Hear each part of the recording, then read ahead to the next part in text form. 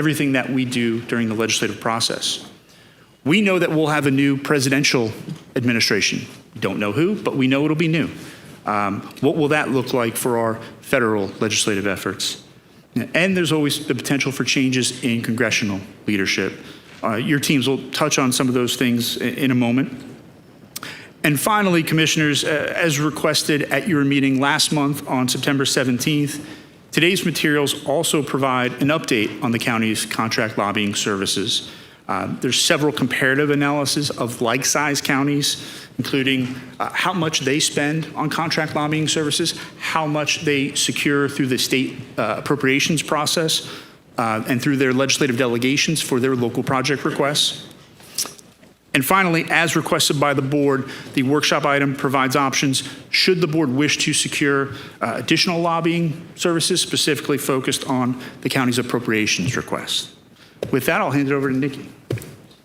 Thanks, Ken. Starting off, as we do each year, Commissioners, your workshop materials provide a list of county projects proposed for this year's state legislative line item funding request. But I want to provide a very quick overview of the different avenues we seek funding for county projects through the state budget. Each year, prior to the start of session, the county submits local project requests to our local delegation to sponsor line item funding in the state budget. The state appropriations process is highly competitive as legislators receive many funding requests from their districts, which can include requests from numerous local governments, nonprofits, and private entities. With this in mind, to best position the county to secure competitive state funding, these projects on your screen reflect those that have a one-to-one local match, are shovel-ready, and align with the anticipated priorities of the legislature for the upcoming year. In addition to line item funding, the state budget also provides funding directly to counties to be administered through state agency appropriations and through programmatic grants. It's important to note, Commissioners, that the county leverages most of its state funding through these agency appropriations, which includes funding for things like FDOT's annual work program and grant programs administered through FDEP for water quality projects. In fact, during the last legislative session, the governor vetoed a record $200 million in line item local water projects, indicating that funding for these projects should be sought through FDEP's grant programs. But as noted in your workshop materials, the county has been successful in securing funding through many of these types of programs, especially for major infrastructure projects. Most recently, the county secured over $56 million in fiscal year 2024 through various state and federal agency appropriations. Again, demonstrating that this is the avenue where we primarily secure funding through the state budget. With this in mind, in addition to our line item funding requests, the workshop materials include an extensive list of county and blueprint projects that we will continue to pursue opportunities through state and federal agencies as they become available throughout the year. So moving on to our proposed state policy priorities for the next session, Commissioners, each of the issues on this screen you'll recall from past years, so I'm just going to touch on these at a very high level. Recognizing that our policy priorities are generally incremental in nature, you can see our proposed list includes a number of long-standing priorities of the board, such as advocating for the protection of our state workforce, as well as the restoration of passenger rail service in North Florida, which we also recommend in our federal priorities, which you'll see in a moment. But at the state level, some of our priorities on the list also seek specific legislative action, such as the creation of a reliable statewide database to easily and accurately determine whether an individual is eligible to vote. And as we do each year, we've included support of the Florida Association of Counties legislative platform for 2025, which includes issues of interest for all counties, such as preemptions to home rule authority or unfunded mandates and cost shifts to counties. And Commissioners, up next, I'll just briefly go over our federal priorities, starting with our first, which centers on opportunities available under the Infrastructure Investment and Jobs Act, or the $1 trillion infrastructure bill known as the IIJA, which includes funding for local governments to address a variety of community needs, such as new sewer connections, as well as other local infrastructure investments. And as we discussed earlier, there is some crossover between our state and federal priorities, such as our support for passenger rail restoration along the Gulf Coast route.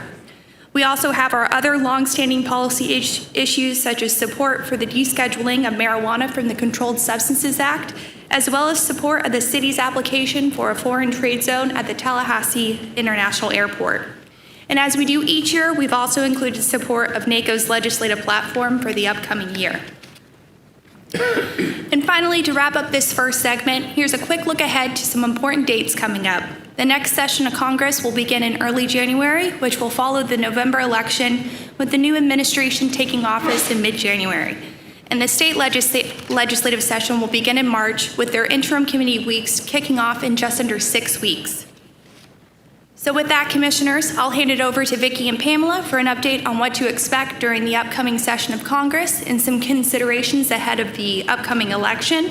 And then we'll hand it over to Jeff and his team to provide an update on the upcoming state legislative session and how the legislative priorities we've identified here today will take shape in the year ahead. It's on? Oh, I'm on. Thank you. Thank you very much. I'm Vicki Cram, and it's an honor to be with you again today and to see you all here and to be in beautiful Tallahassee in such lovely weather.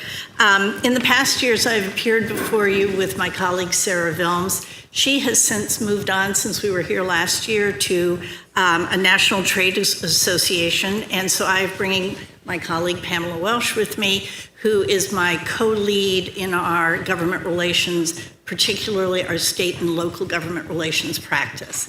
And so I'm going to turn it over to her to talk first about the lame duck session of Congress, which is coming up right after the election, and then I will talk about next year and the priorities that both campaigns, presidential campaigns, are talking about, and how that may play out in a new Congress next year. So Pam.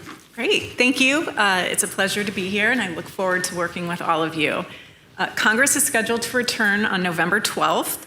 There are several must-pass pieces of legislation that they need to address before the end of the year, including the National Defense Authorization, the Army Corps Authorization, and then most relevant to the county, the Farm Bill, which authorizes nutrition programs such as SNAP and WIC, and also the FY25 budget. We're currently operating, the federal government is currently operating under a continuing resolution that is set to expire on December 20th. The first thing that they will need to address when they return is an emergency disaster supplemental to provide additional funding to FEMA, the Small Business Administration, and USDA disaster programs in light of the recent hurricanes and flooding. Resolution of the FY25 budget will largely depend on the election outcome. Should there be a Republican sweep of the White House, House, and Senate, we'll likely see a continuing resolution going into next year when the new Congress takes hold and they'll have more power over the process.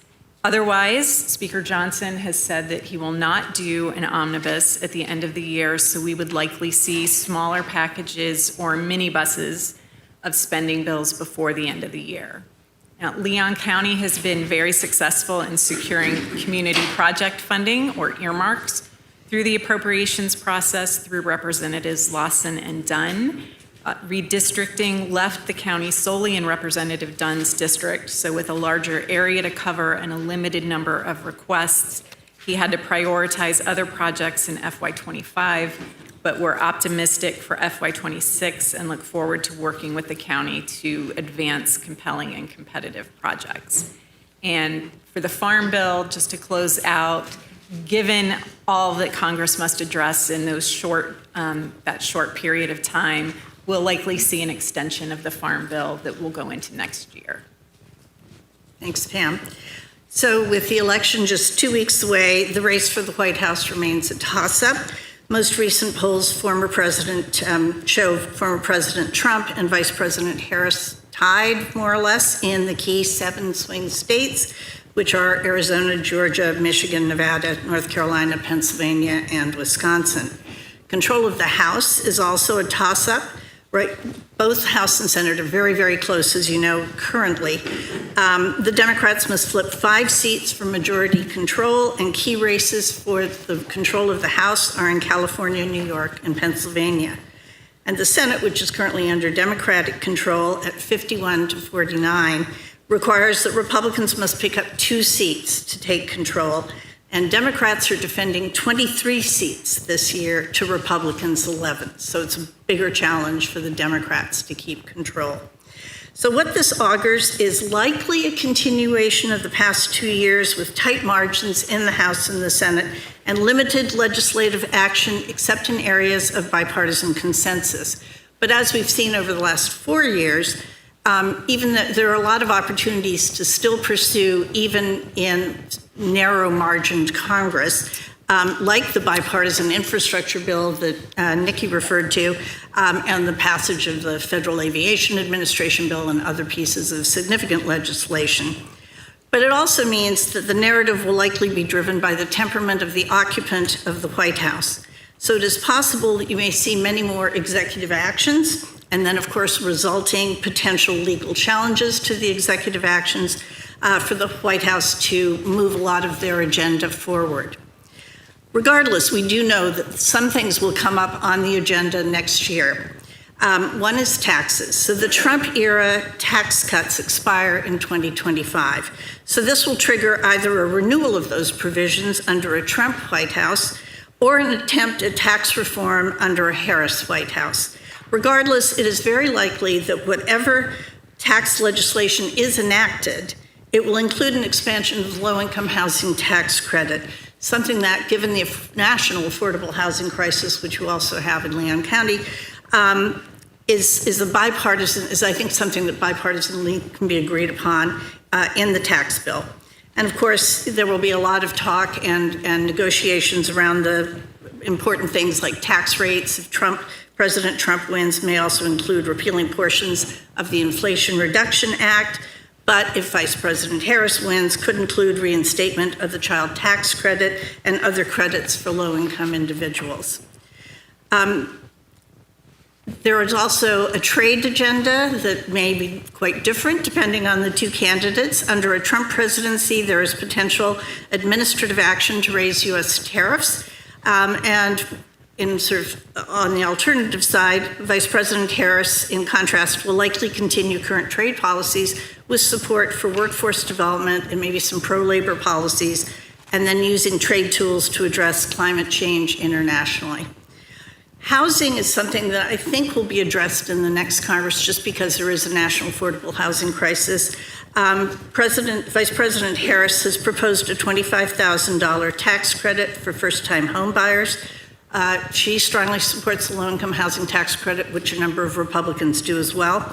And she claims she will increase housing supply by 3 million units. Former President Trump has suggested that increasing large-scale deportations would reduce housing demands and drive down prices. He has also proposed opening portions of federal land for housing development and supports easing zoning restrictions.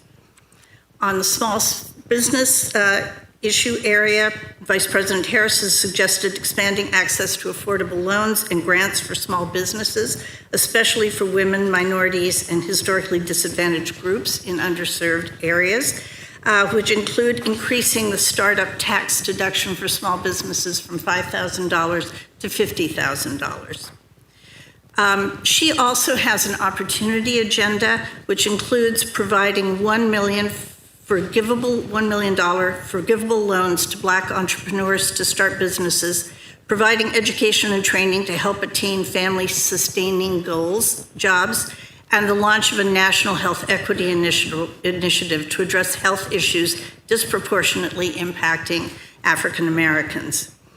But again, all of this that is aspirational on the part of the presidential campaigns will need to go through Congress to be approved, and it depends on the makeup of Congress. Immigration will also be a big topic for the next year or two. The second Trump administration will resume border wall construction and try to enact mass deportations and heavily restrict political asylums. And Vice President Harris would try to work with Congress to recreate the bipartisan immigration reform measure, which Senator Lankford championed last year and did not pass out of Congress. And she also proposes more support for community case management and provide pathways for dreamers to become citizens. And then infrastructure, as Nikki alluded, the Infrastructure Investment and Jobs Act, this historic infrastructure investment, the bipartisan infrastructure bill, does expire in 2026. So why that won't be on the agenda next year, people will be starting to think about how they want to reauthorize that legislation and whether it will be a simple transportation, surface transportation reauthorization, or if it will be a slightly more ambitious package. It likely won't be as ambitious as the one that, that was enacted 4 years ago. And we will want to be aggressive, I think, in approaching this, particularly to make sure that water issues, particularly sewer issues and septic to sewer, are included in any infrastructure package. And so it's not just a narrow transportation infrastructure package. And also water rate assistance, which was something that was created during COVID years but has since lapsed, might also be included in it. So I want to thank the excellent team, for Nikki and for Ken here. You have a great team on the ground, and it's a pleasure working with them. It's a pleasure working with you, and we look forward to working with you to enact your agenda that you're going to approve today. Thank you. Thanks, Vicki. Jeff?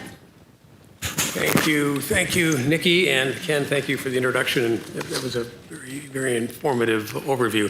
Again, Jeff Sharkey, the Capital Alliance Group. Thanks again for the opportunity to represent the county. We've been doing this for a while, and it is one of our top priorities of our client base, and so we welcome that. I want to introduce our team here. We got Taylor Beal, as you well know, the best-dressed guy in the Capitol, probably usually. Sean Pittman and Sam Peltier with Pittman Law Group. Thanks to your help last year in terms of kind of plussing up a little bit of our contract. We added Sean and Sam, and they've been very helpful. This will be really our kind of first year kind of working full tilt together, starting early on the county's agenda, so we want to thank you for that. So I'm going to go over, just a quick overview of what's happening from last year's budget, kind of talk about, what's happening in terms of elections and leadership.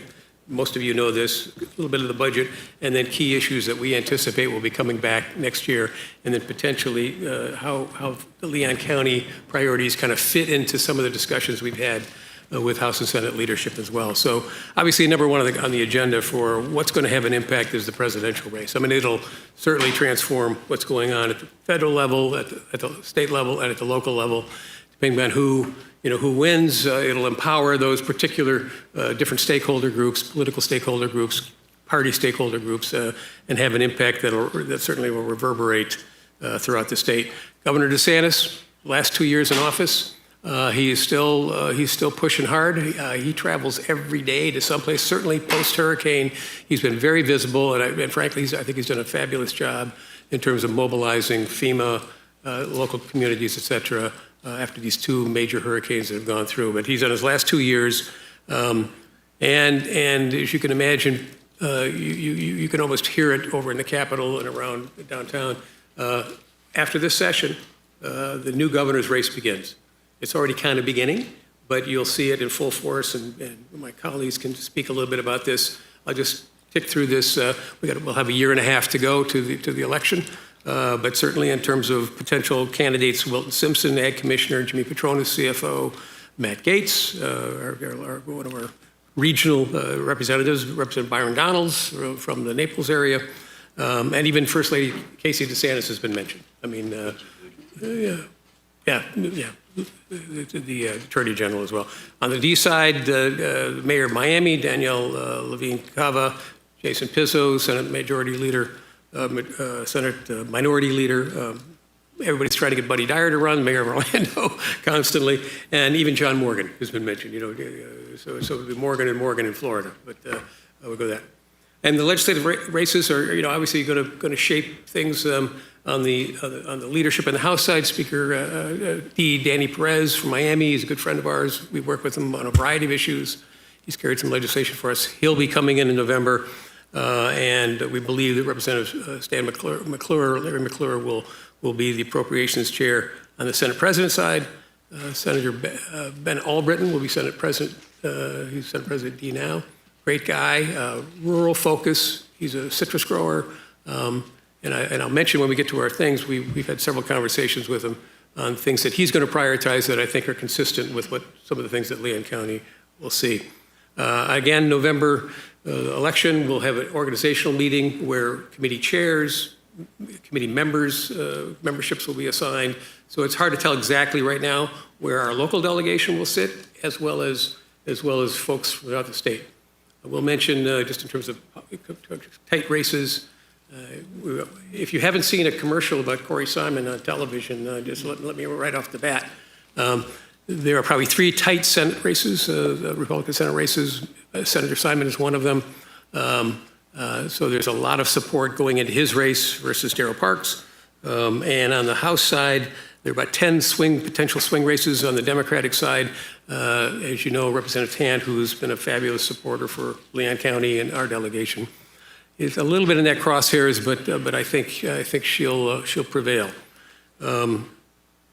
If 10 Democrats win, the supermajority in the House changes, which makes a big difference on preemption bills and a variety of other things, funding bills. Again, as Nikki mentioned, organizational session November 19th, interim committees, they come back in December for a couple of days and then really kick things off in January. Kind of quick budget issues. You know, we had a pretty robust budget last year, 117 billion. Governor vetoed about $1 billion. We got about 116. And we'll kind of talk about why some of those vetoes happened in mass. But revenue estimating conference for the state, we pay attention to that in terms of what the revenue estimates going forward are. A year ago, it looked as if things were going to be declining in terms of the state's revenue estimates. Things have picked up. Economy is stronger. Inflation's going down. The state's investment portfolio and the pension fund, the State Board Administration, has gone up significantly. As you can imagine, if you've got stock portfolios, you'll know that. So we anticipate having $3 billion more over the next 2 years, which is really a change from last year. Obviously, there's $21 billion in new expenditure, new impact, cost demands, expense demands over 3 to 5 years. But if we focus on next year, we're going to talk about key issues now. As you can imagine, hurricane recovery, rebuilding, in terms of the cost of debris removal, of rebuilding, of infrastructure rebuilding, is front and center. Is going to be front and center in this year's legislative process. Taylor's done some research on this. About 200,000 in claims from Milton, about $2.3 billion. So this leads into not only property insurance issues, which have been front and center for a couple of years. There have been some attempts by the legislature to address that. There are a lot of folks out there who don't think enough has been done.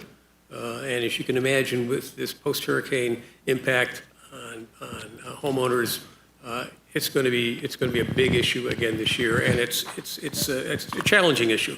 We've got some clients in that space who are trying to help resolve that environment.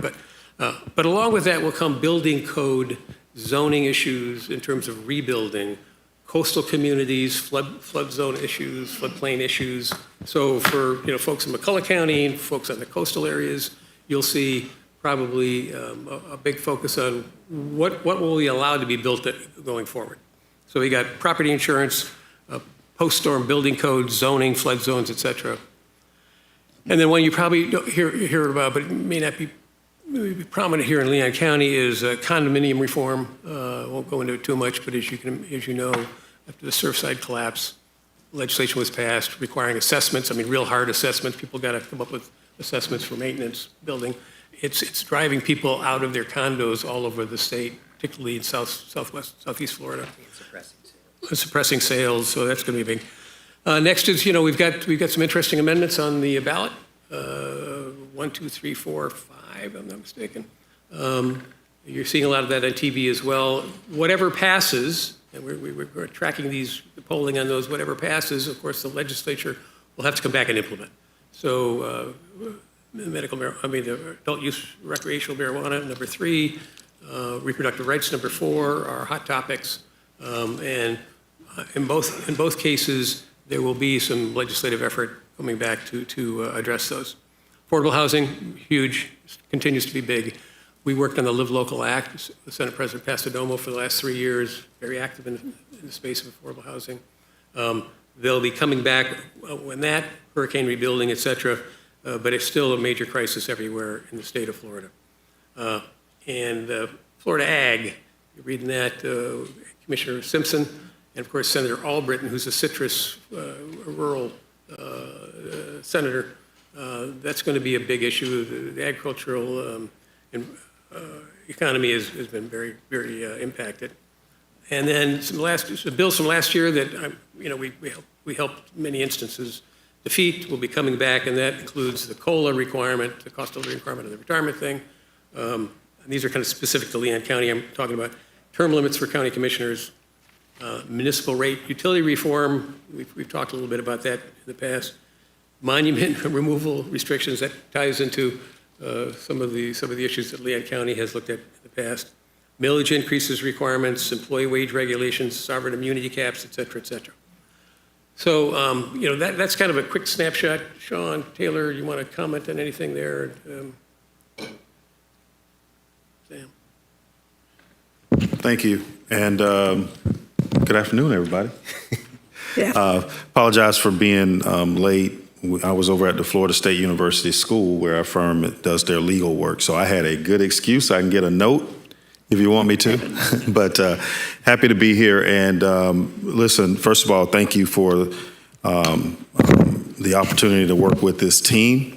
Sam and I work for Dade, Broward, and Palm Beach counties up here in Tallahassee for many, many years, almost 20 years for all of them.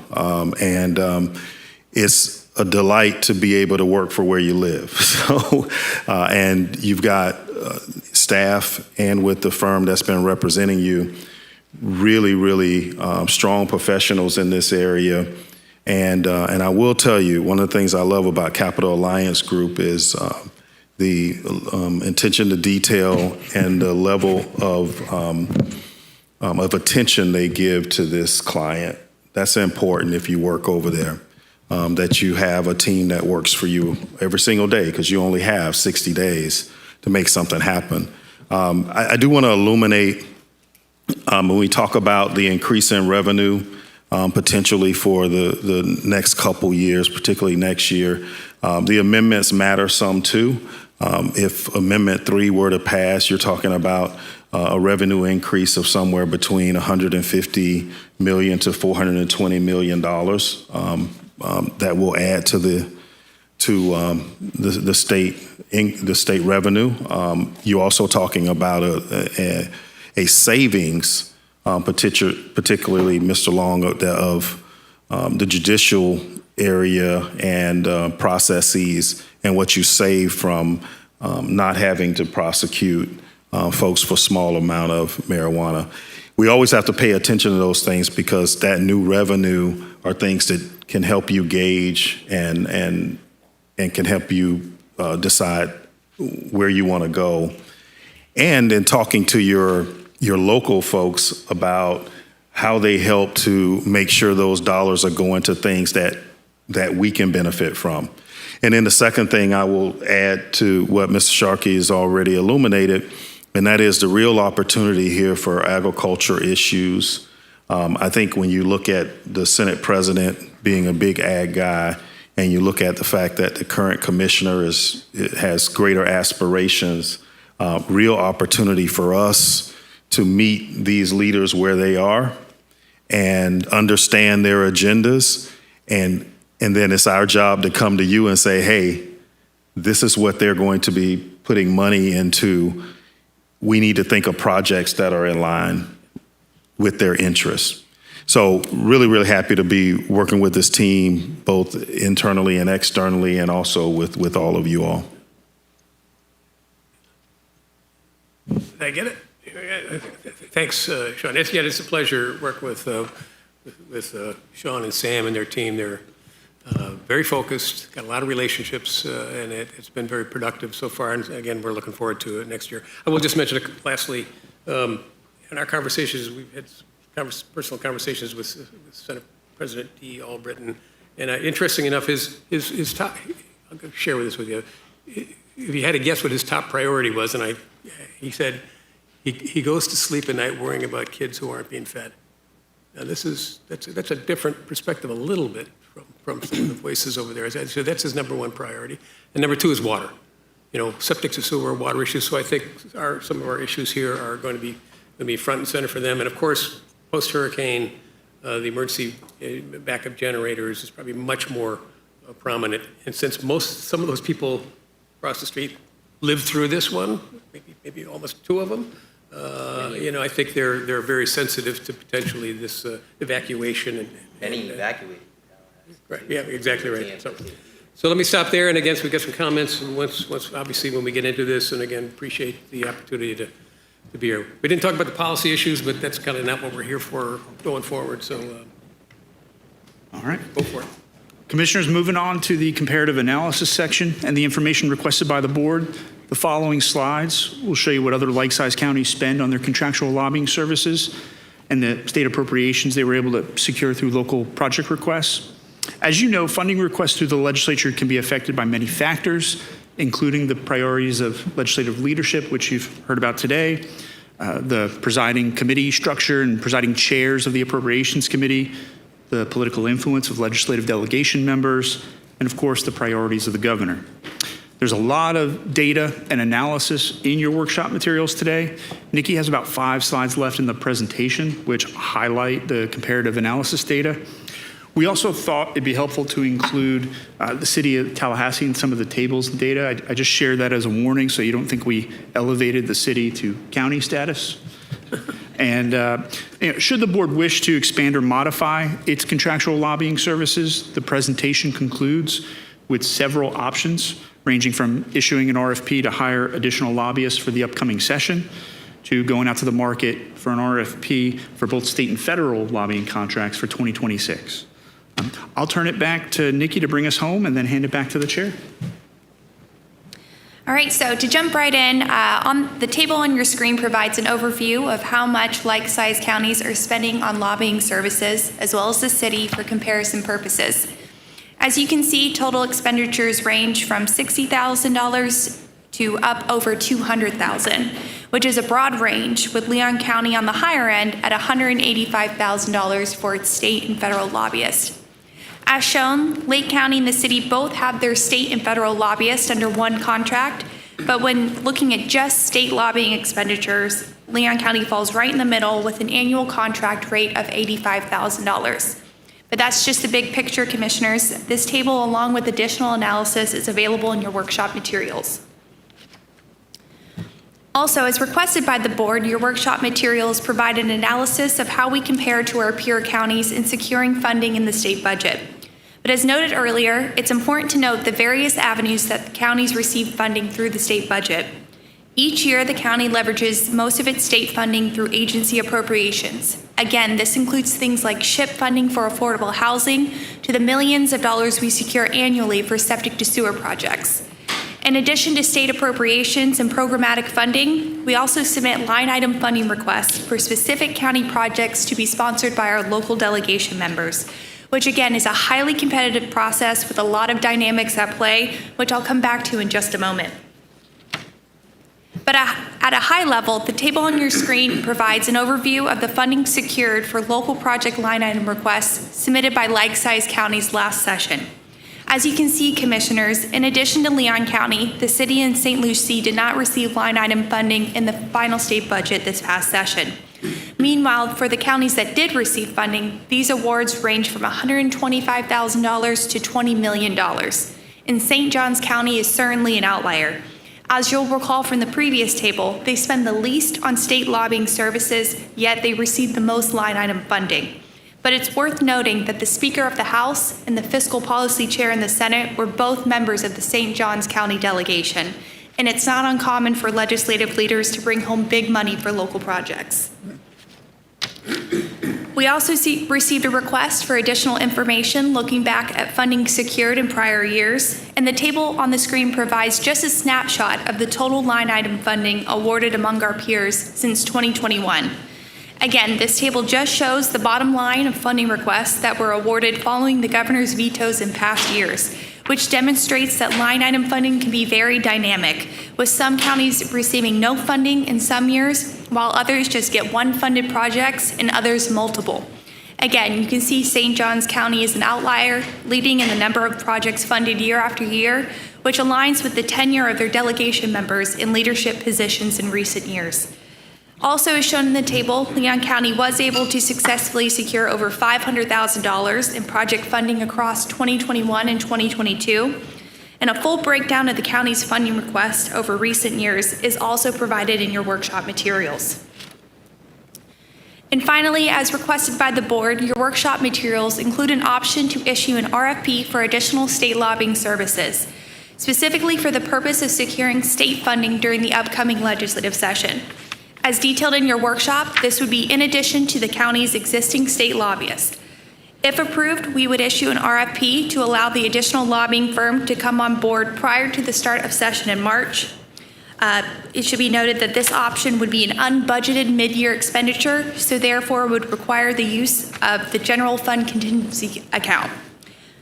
In addition, the item provides an alternative option to provide additional funding to Capital Alliance Group to subcontract additional lobbying services during the upcoming session. This option would not require the county to issue an RFP, which would allow the Capital Alliance Group to hire additional support before the start of interim committee weeks in December. This option would also be an unbudgeted mid-year expenditure and require the use of the general fund contingency account. Alternatively, the board may also wish to consider the planned consolidation of the county's state and federal lobbyist contracts. Currently, the county's state and federal lobbyist contracts provide for a base term of 3 years with 2 one-year extensions. The county's first of 2 one-year extensions for the state contract began on October 1, and the first one-year extension for the federal contract is set to begin on January 1. Both contracts provide for automatic renewal unless the county provides at least 30 days' notice prior to the expiration of the current term. Should the board wish to pursue this option, staff is recommending issuing an RFP after the 2025 legislative session for the board selection of a lobbying firm by this summer. This schedule would align with the fiscal year 2026 budget process and provide the necessary time to provide the required notice with the 2 existing lobbying firms. Commissioners, it's important to note that these options are provided for the board's consideration only and are not exhaustive, and the board has the discretion to exercise any or none of the options provided. So with that in mind, we are recommending the board's approval of the proposed 2025 state and federal legislative priorities, and we seek any additional direction from the board on these priorities, as well as the county's state and federal lobbyist contracts. So with that, we're happy to answer any questions. Thank you, Mr. County Administrator. Any follow-up? Okay, Commissioners, we want to certainly thank our state and federal lobbyists for the analysis, for their presentations, as well as for the written material, Mr. County Administrator, and for your staff for providing this information. Madam County Attorney, I believe since we are in a workshop, we are not restricted to having a motion and second on the floor before we can discuss and ask questions. Am I correct? That's correct. Okay, thank you very much. I want to just give deference to Commissioner Caban. He raised some of the issues related to our lobbyist contract. Commissioner Caban, are you prepared? Do you want me to? Sure, I can jump in now. I acknowledge you at this point. For clarification, we need a motion to open and discuss freely? No, we don't? because we're in a workshop, we Okay. don't. Thank you, Madam Chair. Before we get started, I want to pass these around to the board briefly. It's pretty much very similar to what was on the screen. There's some parts highlighted. I think we have a couple extras. How many you got? 2, yeah, 2 good. You need 2 more? Then I have some for you all as well. Everyone got one? It's an extra. All right, thank you. Good. Before we get started, I do want to give Nikki Payton a big shout out. This is your first legislative workshop, right? Sitting at the head of the table, second. I think you've done a great job, and I appreciate all the work that you guys have done in securing state funding and just the year-round efforts. I really do appreciate it. And I appreciate our federal and state lobbyists as well. I know that this takes a lot of work and a lot of late nights and a lot of early mornings, especially during session. For me, I brought this up last meeting because my position is always going to be what I think is best for Leon County taxpayers. And right now, what we saw on the agenda, and I requested some additional information from staff. I have 2022 in here, 2023. And in 2022, Leon County ranked last of 8 in approvals by the legislature in like-sized counties, and 6 of 8 in a total approvals. In 2023, we ranked last of 8 in approvals by the legislature. Leon County ranked last of 8 in total approvals. And in 2024, Leon County ranked 6 of 8 in approvals by the legislature, and Leon County tied in last of 8 in total approvals. So what I kind of want to bring up to the board is this. One, I don't believe that Leon County taxpayers deserve to be 6 out of 8 or 8 out of 8. Leon County taxpayers pay money into the state budget every single day. We all pay money into the state budget every single day. I'm happy to see that we get agency funding. But when it comes to our priority projects, we're not getting anything. And it's bothersome to me because the state of Florida has been flush with cash over the last 4 years. The tourism is booming, our economy has been booming. Florida has had very profitable years. The state budget's been bringing more revenue than anticipated. And if this is the best that we're going to get over the last 4 years, and this is our result, I think that's a problem, and I think it's worth having a conversation. Ultimately, I want to be where the board wants to be.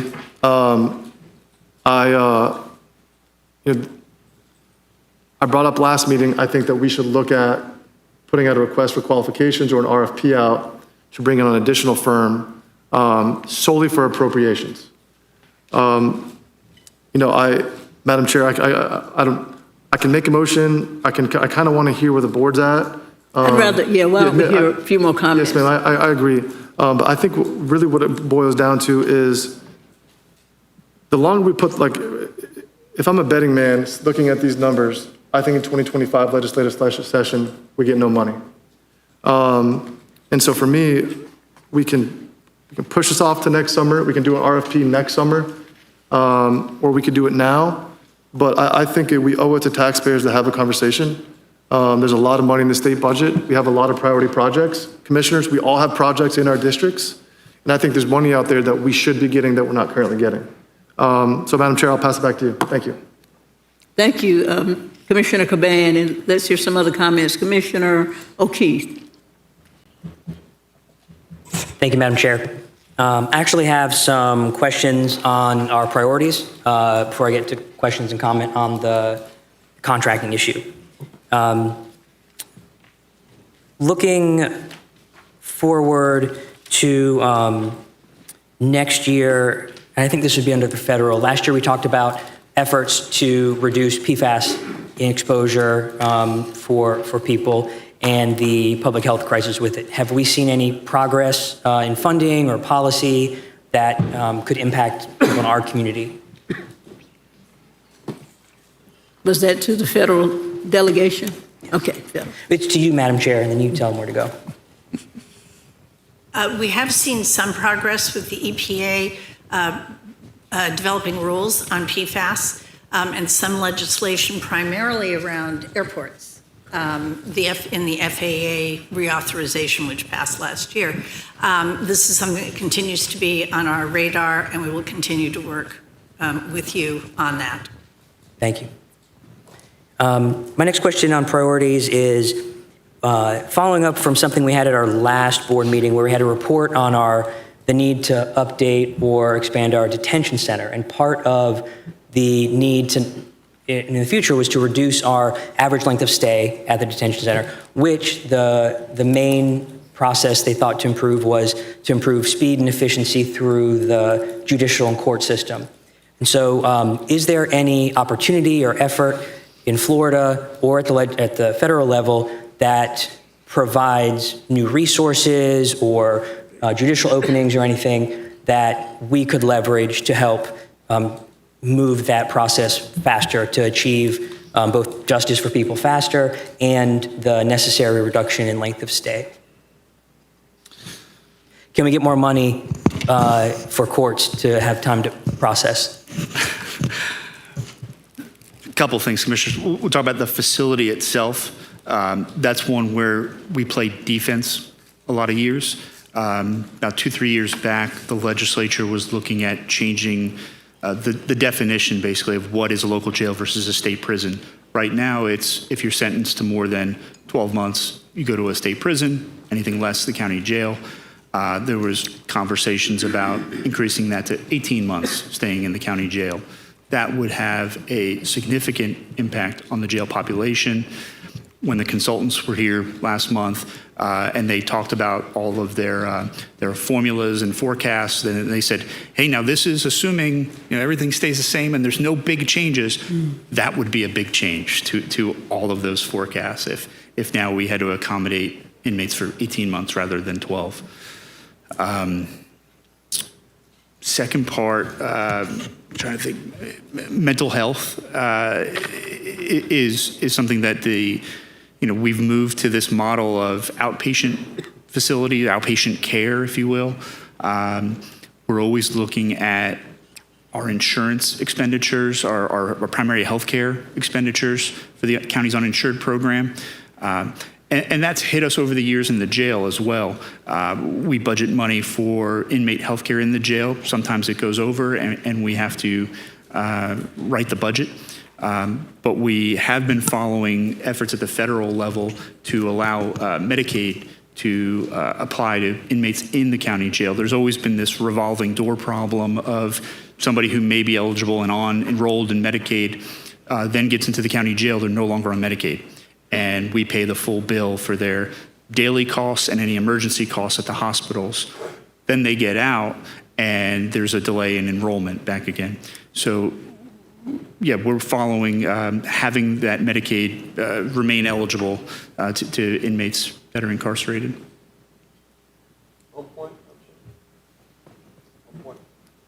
Yes, Commissioner Maddox. Thank you, Madam Chair. Ken, when you brought up the Medicaid thing, it made me start thinking about the rights of inmates, whether they be at jail or prison, that are taken away. Could you refresh me on what all those are? I know they lose Medicaid, that kind of stuff. What other things are? Are you thinking voting rights? Sir? Are you thinking voting rights? Voting rights. Is there anything else besides voting rights and Medicaid that they lose? They can't be applied? You wouldn't get any SNAP benefits while you're incarcerated. You'd have to go out and apply for those things again. And that happens before conviction, correct? I believe so. There's no certain. I believe because you could be in the county jail, for example, if you had if you're charged with a violent crime and you're remanded in the county jail, you could be in there for 6 months, Right. or longer until your case is determined. Yeah. This is probably a bigger issue that we probably need to discuss at a different date. But one of the things I'm interested in, and you jog my memory, and I think I had thought about it maybe even a year or two ago, is those rights that are taken away prior to conviction. What do we do right there? Is there something that we can do to move the ball on some rights being not taken away prior to conviction versus those that are taken away after, like Medicaid and things of that nature? Because I mean, you are innocent until proven guilty. So my thought there is, if you're innocent until proven guilty, why are we taking your rights away before you're proven guilty? So. Madam Chair, I don't know if that'd be the right arena to have that conversation, but maybe at some point, I don't know if we add it to a legislative priority or something like that. It's something that's on my mind. I'd love for us to have a conversation about. Thank you, Commissioner Maddox, and I apologize. Commissioner O'Keefe, were you finished? Did you have more questions? Oh, no, I wasn't finished, ma'am. Oh, okay. Thank you for the follow-up, Commissioner Maddox. Sure. Commissioner Minor. Oh, no, I'm sorry. I still have more. Oh, you did? Oh, that's what I was asking, if you had more. Sorry. Okay, go ahead, Commissioner O'Keefe. Moving on to sort of the what I think will be the bigger discussion today about lobbying firm and effectiveness. I have some questions. We have this information, and some of the information we got ahead of time is talking about line item funding in budgets. We also learned and showed summaries of agency funding where we seem to do quite well. My question, Madam Chair, for you to direct whoever is appropriate is, there are also defensive things. There have been some bills that come every year that would have significant financial or home rule impacts to the county. And part of having a representative and a lobbying firm is not getting surprised and playing defense. And so do we know what some of the large impacts that we avoided last year and coming years on the county by having our current representatives?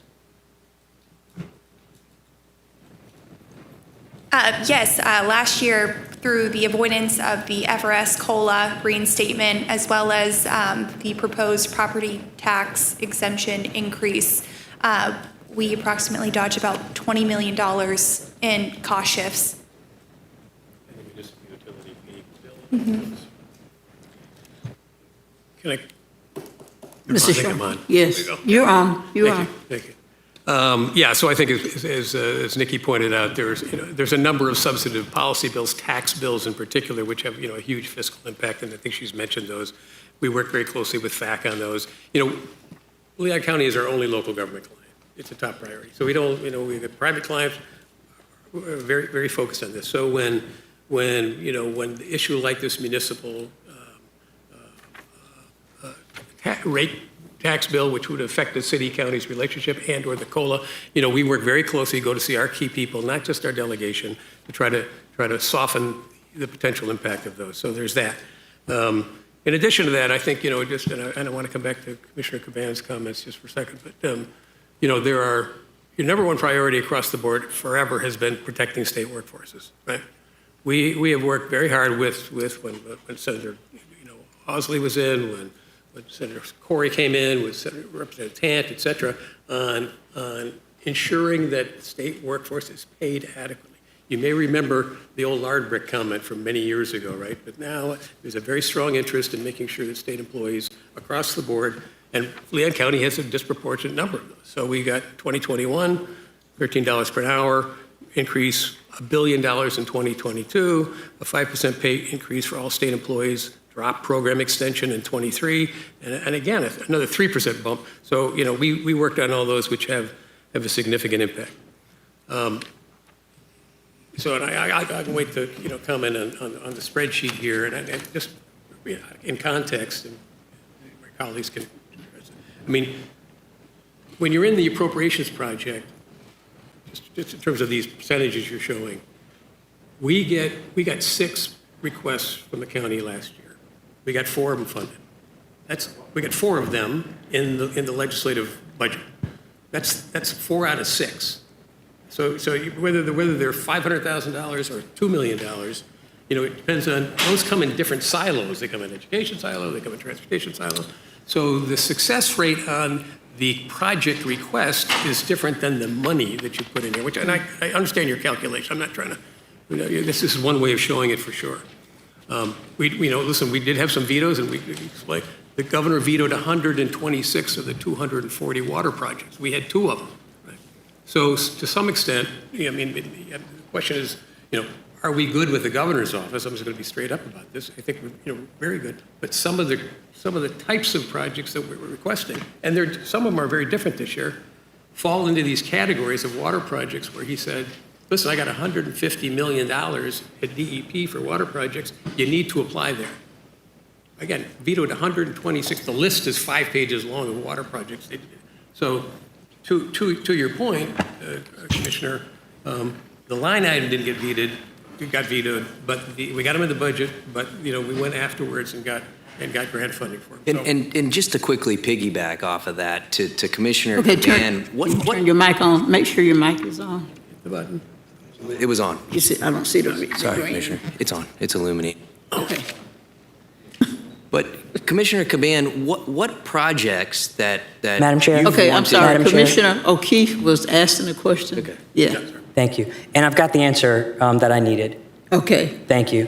Do you have follow-up questions? No questions. I have my comments on it, and then y'all will be done with me. Okay, thank you, Commissioner O'Keefe. Okay. So comments, and I'll be done. Oh, you do? Yes. Okay. Thank you. That answers my question. My thoughts on this, on changing at this point, is I really oppose it. for a number of reasons. And so one thing is when I look at, let me preface with this, there are no red or blue counties. So our county is filled up with conservative and Republican and Democrat people, but for simplicity's sake, when I say red or blue, I mean the majority of the voters. And when I look at line item appropriations, it didn't look like it lined up with who's the lobbyist. It looks like it lines up whether it's a red or blue county. Everyone on this list we got ahead of time, the red county got some big bucks, and especially St. John's, for example, where it mattered on who had influence. And so I'm all for spending good money after good if we know it'll be an effective outcome, but I don't think we have that guarantee. My other thought is, this just isn't good business practice. If we wanted a different firm, June was the opportunity where we would say, hey, we don't want to renew the 2-year contract. And I don't think we should go around when we only have 2-year renewals on a contract saying, we renewed it for 2 years 3 months ago, but now we didn't think of it until now, we want to switch it up and change it. If we want to, now I'm all for with any vendor, if we've had them since 2008 in this case, when our renewals come up, I say we go out to bid because we got to make sure we get the most competitive. But the renewal on this, the standard process is in 2 years. We had our chance in June. And so the other thing is, we talk about all the things we want to do to help our community with a budget, with a limited budget. And this is adding currently would be general fund contingency, which I don't think this is worth it because, I'm new to politics, but the numbers and the vote counts and the voter registration counts seem to not lie to me. That's what they seem to make sense to me. And then, I think, again, I've got no particular love for this vendor or the other vendor. I just don't like the business practice of coming in after the fact, shortly before we need people, and saying, we want something different, when we could have done this in good order 3 months ago. And then I don't know where we're going with it. I'm curious if we have who we would want in mind, or if we are going to a bid, and then that has to come back and get approved or whatnot. Session starts pretty quick. And my other only concern is if we move forward with predetermining we aren't going to continue, or we are going to assign another lobbyist at the state level and let our current lobbyists relax, and no offense, relax and collect the contract. We might undermine the effectiveness of our current lobbyists if the people they talk with know that we're checked out. So that's my thoughts and why I don't think this is a good idea at this time during this current renewal. Thank you. Thank you, Commissioner O'Keefe. And there are certainly variables, a lot for us to consider, depending on what action we decide to take. Commissioner Minor. Thank you very much, Madam Chair. I've got some comments on the legislative priorities and then also some comments on the comparative analysis. Let me start with the legislative priorities on the federal side. Ms. Cram, Ms. Welch, good to have you here. Just a quick question, and I can talk about this offline with the two of you, but just want to bring it up here. This last application cycle with the U.S. Department of Transportation, our CRTPA, which is our Metropolitan Planning Organization, submitted a grant application with US DOT under the Safe Streets for All program for drawing down $17 million for safety improvements on North Monroe. We didn't get that accepted this time around, but based on conversations we've had with US DOT, we want to apply next year. We were given high marks for the content of the application. We just think we need to apply for it again next year. The city of Tallahassee actually has done that. They got an award this year, but it was their second attempt. According to the grant program parameters, they don't necessarily encourage lobbying for the grant award, right? You fill in the application, you see what DOT brings back to you. Putting that aside, acknowledging that, do you think there are some things that you and the firm could do to help us in terms of working with our consultants that are completing the application with our MPO to help increase the odds of us getting that application? And we don't need to spend a lot of time on it here, but I did want to bring it up now, see what your preliminary comments are, and then perhaps talk with you offline. Absolutely. Thank you, Commissioner. Yes, I think we can be of assistance to you. First of all, you want to request a debrief, which you may have Yes, we already have that. done, and so you have the information you need for a successful application. One of the things that we always encourage is that you go to the department and meet with them, not specifically on this project, but on the overall transportation direction that you're going in, and show how this project fits into everything else that you're doing. So you're not specifically advocating for that particular project because they discourage that, but they do see the context in which this project would fit. And so we're happy to set that up virtually or in person for you to just sit down and talk with the department. That'd be great. And I'll work with you on Yeah. setting up that meeting. But I think it might be helpful to have you join us at the CRTPA and maybe perhaps even our consultants to talk about that. But what you're telling us is very similar to some of the things we heard about during the USDOT debrief. So thanks very much. I'll follow up with you on that later. So Thank you, Commissioner. the next thing, thank you very much to both of you. Moving on to the state legislative priorities, I want to thank the commission here. I want to thank the board for adding to our Amtrak rail restoration the element there that talks about the Southern Rail Commission. If you all remember last time I was talking about this, the Southern Rail Commission is comprised of Alabama, Mississippi, and Louisiana. They were formed in 1986. This is a multi-state commission that advocates for restoring passenger rail, among other things, to the southern states. A lot of experts will tell us we really should have Florida become a member of the Southern Rail Commission because then we can use the power of a multi-state coalition to leverage that power and bring down federal dollars for restoration of passenger rail. At the Florida Association of Counties, they have adopted, preliminarily speaking, a legislative proposal to make that a priority at the Florida Association of Counties. In November, they're having a legislative conference. I believe that policy is on consent for approval. So what that means is that the Florida Association of Counties is poised to have joining the SRC be a legislative priority at the state level for Florida Association of Counties. I just want to thank all of you for your support here at Leon County for helping make that happen. In addition, I'm working with a team of folks, other county commissioners from around the state, that are working on a letter that will go to the governor and leaders in the legislature urging them to have Florida join the Southern Rail Commission. Sometime before our November meeting, I'd like to email you a copy of that letter, have you take a look at it, and then at that November County Commission meeting, ask you if you'd be willing to sign on to that letter.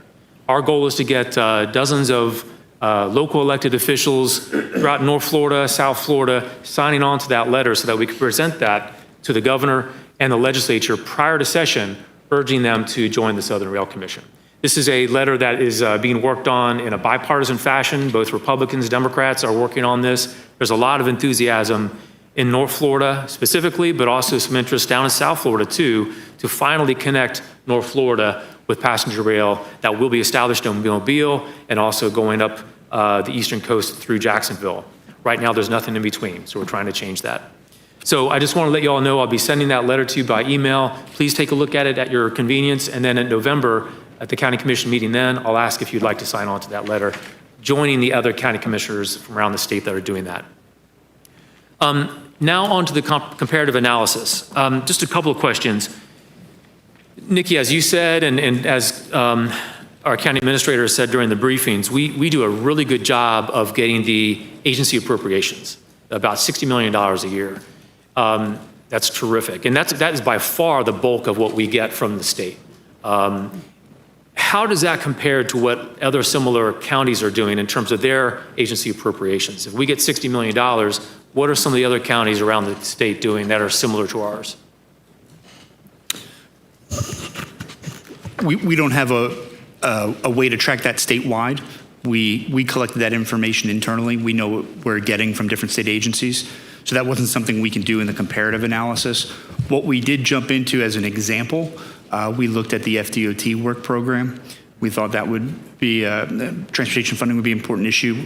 You can draw some comparisons, but there are limitations given the size of the county and who has rail, who has a port, who has airports, the vehicle mileage of interstates. So there is some differences.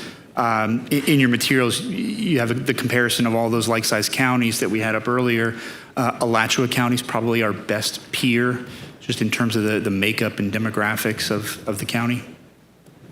That sounds good. I imagine, there's a lot of factors that come into play. Yeah. Per capita, the dynamics, whether in an airport, as you said, that type of thing. So I understand. Okay, next question. Again, I'm going to ask a question that relies on about 50 different factors that are unknown. But when it comes to the line item appropriations from the legislature, the prospects for the upcoming session, a lot of factors at play. What are the priorities for the speaker, the incoming Senate president, what other projects we might be competing against. As best as you can say, as best as you can surmise, what do you think our prospects are for appropriations in the legislature next session for Leon County? I'll comment, and then Sean, Taylor, everybody can comment as well. Issue one is, what's the budget going to look like? As I mentioned, there's $3 billion more now. Inflation was a big issue last year, and they were concerned it was going to increase. So I think, and they have about $18 billion in reserve. Just fine. Hurricane's going to impact a lot of that. We'll see what that really plays out. But as I mentioned, I think, we have a great delegation. Senator Simon's in a tough race. He's been very helpful. His staff is fabulous. We work with him all the time. But he's got 13 counties. He put in 200 requests for funding last year. He did our 6, right? Which is good. Which is to his credit. Representative Tant's got 3 counties, so they have to kind of allocate there. But I think if I had to kind of just drill down here, looking at what you've got here, obviously, as I mentioned, backup generators I think is pretty good. It's positioned well. Water projects are positioned well for everything that the Senate President has told me, for sure. The Appalachia Regional Park is a unique, iconic asset for the state. You've put a lot of money into it. I think that matching, that potential matching that you've already invested makes that positive. When you get up,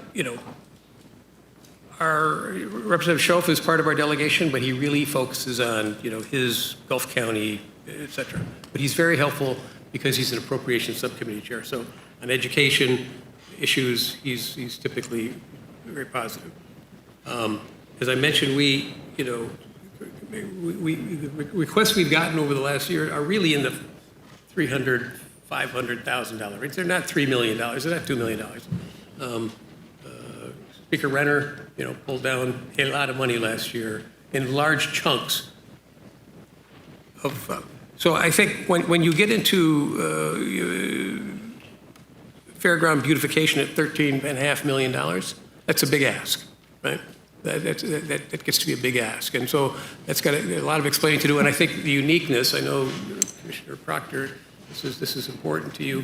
What that really means for the community has got to be explained to the appropriations staff, all of whom live here. I mean, for the most part, all the staff live here. They get it. We spend a lot of time with them. So if I had to kind of triage them, right, that'd be water projects, the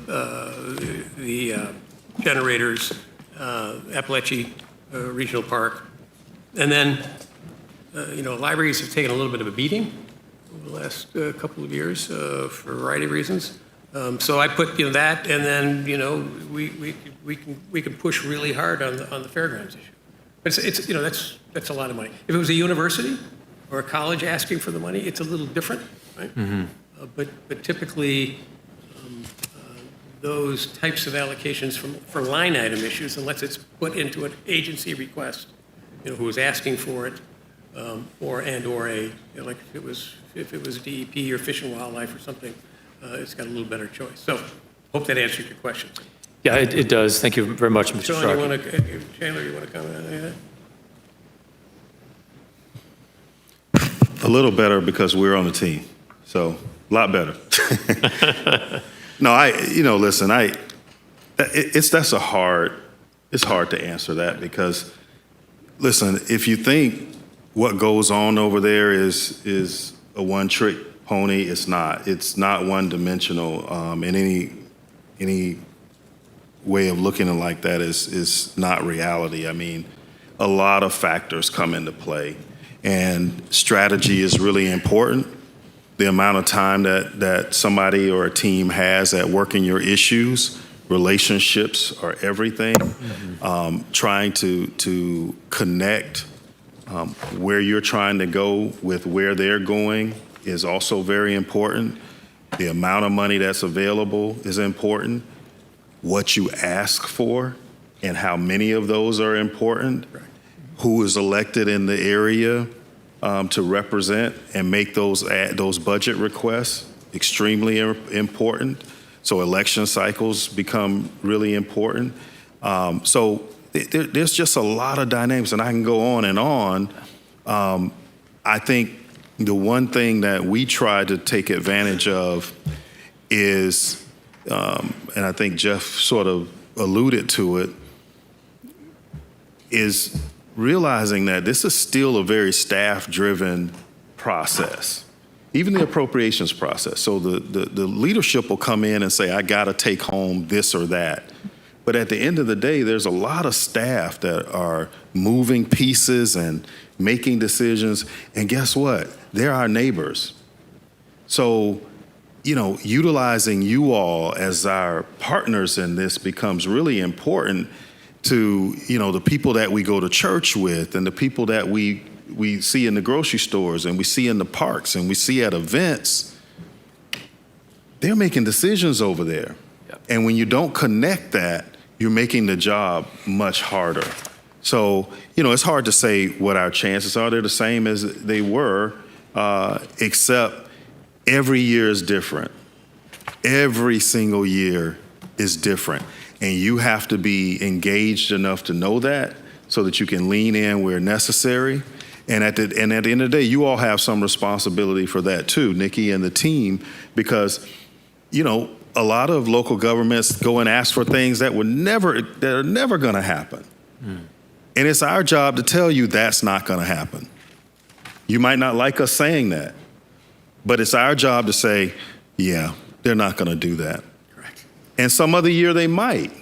Yeah. This year the chief of staff for the speaker has been living in Tallahassee for decades. I think that gives you a better chance than you had last cycle, right? Again, the Senate president is going to focus on ag issues. Well, where's our, how do we illuminate those and get in to see the people who will be moving this for him? Right? So that they can make the suggestion that, Leon's got a great project that'll make you look good. Right? We got to do that. And during the process of session, you guys making yourselves available. Nobody can talk about Woodville the way Bill Proctor can, the way Commissioner Proctor can. Well, Commissioner Proctor ought to be the one leading that. And we ought to be the ones putting them in position to do that. And all of you have unique District 2, which I know very well. I ran and lost by 100 votes, which I told Caban that he was going to lose by. But why don't you run again? Just take his job. But know District 2 very well. But District 2 has great opportunities that somebody with his connections and his business acumen could lean into if we use him that way, right? So there's a lot of pieces to all of this. It's not, and to think about it any other way is a one-dimensional response to a complicated reality. It is complicated. Thank you, Mr. Pittman. Did I answer your question? Yes. Okay, I just. You have further questions? Let me let the county administrator weigh in at this point, then I'll come back to you, Commissioner Meyer. Just one minor piece that I wanted to add to that, but it's an important one. This certainly doesn't affect how hard we go after appropriations, that sort of thing, but we tried to present the appropriations process in a way that kind of shined the light on just, again, how nuanced it can be and that sort of thing. One of the things that we deal with that I thought the board may appreciate is, and it's not the way that we look at it necessarily, but it is the way the legislature looks at it, is the amount of funding we receive as a county. So while we have our list, and that's what we care about, make no bones about it, the legislature looks at what did you receive from these line item requests in your county. When you look at that, not only are we very competitive to our comparable counties, we're very competitive to all counties in the state of Florida because of Florida State University, because of FAMU, because of the state infrastructure, all the state infrastructure that's in place. And so, again, I just wanted to shed a light on that because it's something that we deal with on a regular basis. They'd say, well, how could you come here? You all received. And we say, well, not really us. Well, we're the county. That's the way we look at it.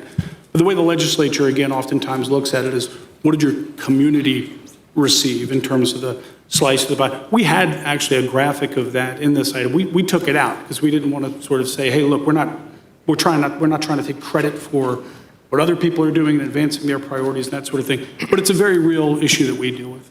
Anyway, thank you, Madam Chair. Thank you.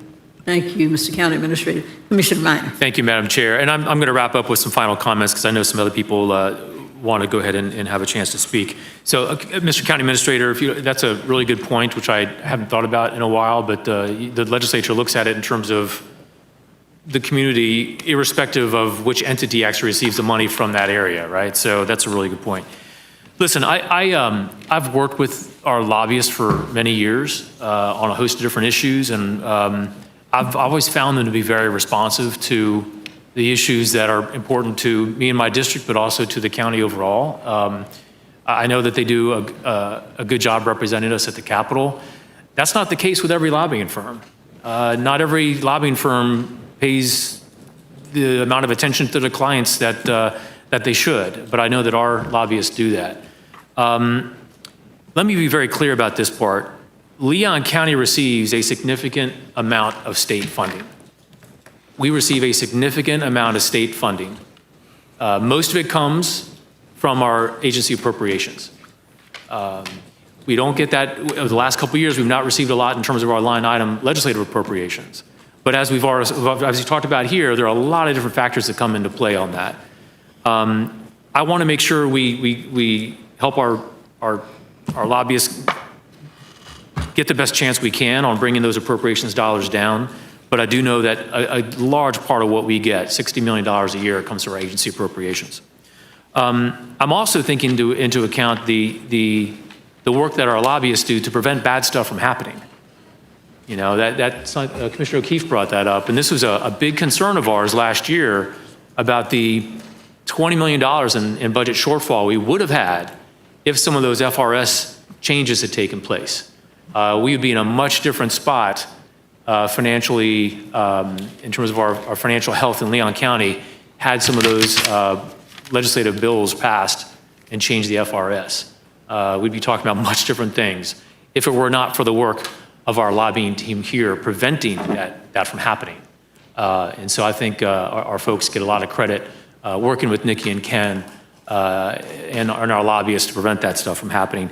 And also let you know, I mean, it was not a FAC-wide thing to fight against these FRS changes. Not every county in the state was pushing against this from happening. Some counties said, well, you know, we've got other things to focus on. This particularly doesn't affect us that much, so, you know, we're not going to have a statewide effort for it. So what that meant is that it came down to our lobbyists and our staff to work on behalf of Leon County to prevent that 20 million shortfall from happening. So kudos for doing that. Thank you very much.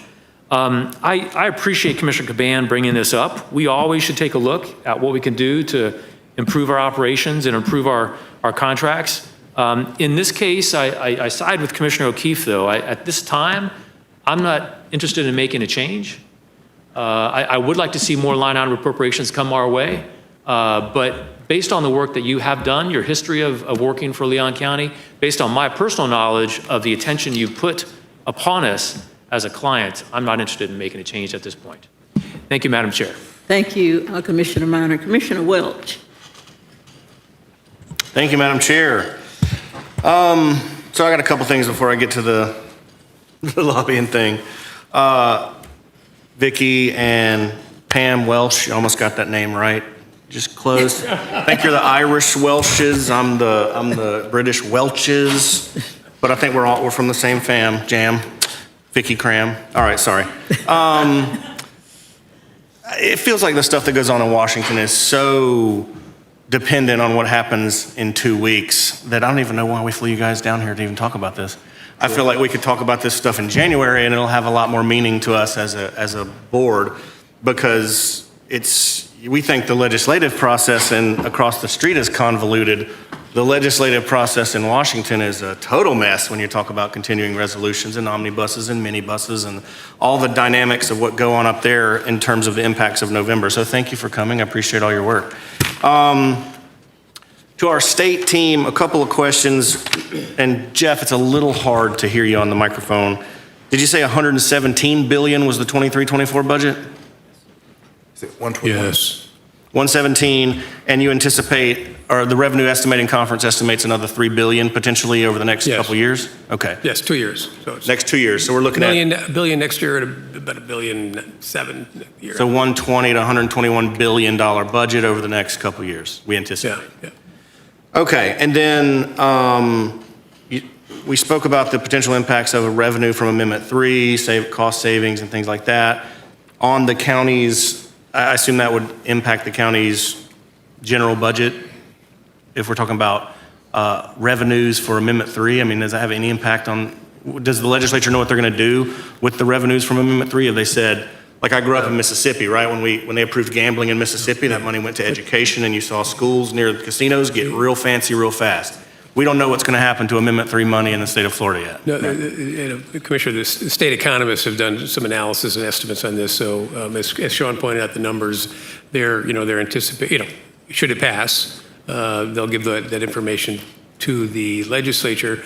The legislature will then decide how to tax it. Right? Mm-hmm. Currently, medical marijuana is not taxed. So there's some assumption that recreational will be, and it could vary by several $100 million. Yeah. Okay, I would assume it will be taxed for sure. And we did not talk about the homestead exemption amendment, which could have a significant fiscal impact on the county, correct?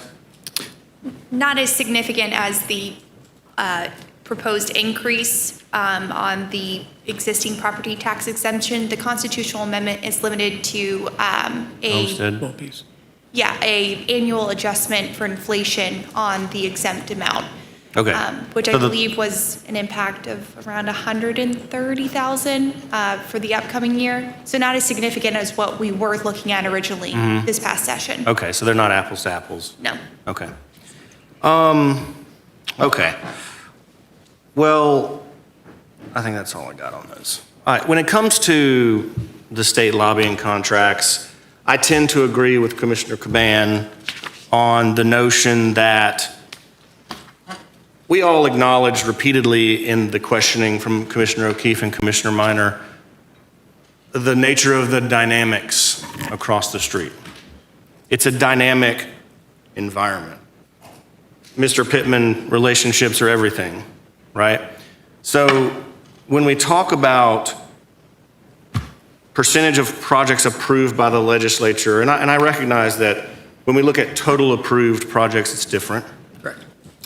But I think that speaks to another dynamic, which is executive function and how do we navigate a veto process that can seem arbitrary at best.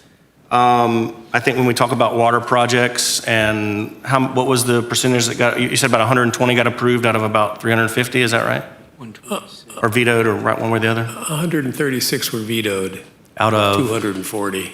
240? I'll get the numbers here, yeah. Okay, so that means 100 got approved. Yeah. Okay, well, I'd like to know what can we do to be in that list of approved water projects, right? So for me, when we talk about agency funding, Commissioner Minor, you took that question right off my paper.